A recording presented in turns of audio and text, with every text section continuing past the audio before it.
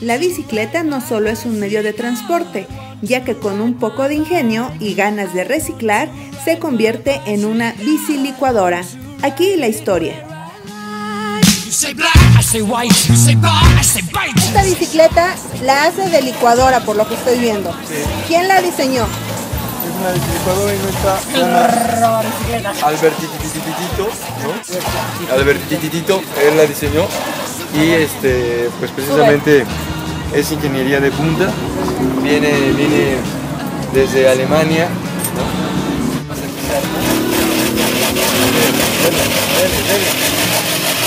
Se ve el poder, ¿no? Se ve el poder de modelo, ¿no? Modelo 88.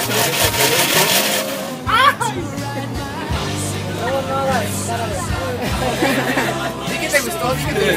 Dale, hasta fondo. Fondo.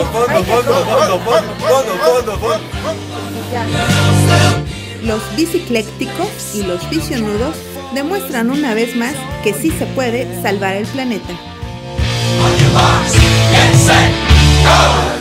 Es una tecnología pues abierta, no es algo que yo haya claro de punta, y que más bien pues como fue algo que generamos entre varios compañeros del colectivo en el que trabajo, ¿Cuál es el que se llama Acción Directa Autogestiva, y que pues más bien recurrir a nuestra imaginación, a nuestras capacidades, a nuestra experiencia y poder generar alternativas diferentes, ¿no? Que nos permitan ser mucho más amigables con este ambiente. Y bueno, pues en esta reciclamos una bici estacionaria que pues teníamos ahí de secatoallas, ¿no?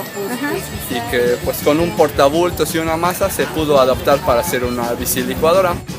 Entonces un poco la idea es eso, reutilizar lo que ya no tenemos y apelar a que podemos hacerlo nosotros en comunidad, que el conocimiento se genera entre todos y no es propiedad de alguien.